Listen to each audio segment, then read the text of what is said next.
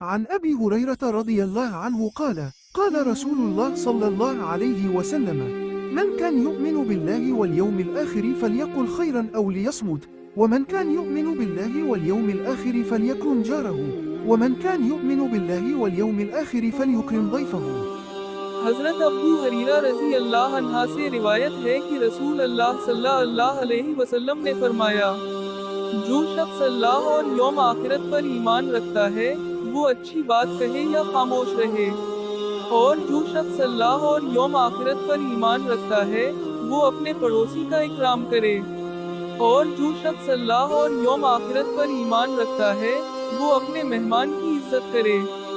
یہ حدیث مبارکہ اسلامی اخلاقیات کی بنیادوں میں سے ہے۔ رسول اللہ صلی اللہ علیہ وسلم نے ایمان کے ساتھ معاشرتی رویوں کو جوڑا ہے۔ 1.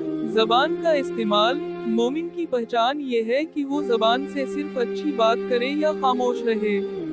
فضول گوئی، غیبت اور جھوٹ سے بچنا لازم ہے۔ 2. پڑوسی کا حق۔ اسلام میں پڑوسی کو بہت اہمیت دی گئی ہے۔ اس کا احترام، مدد اور خیرخواہی ایمان کا حصہ ہے۔ 3.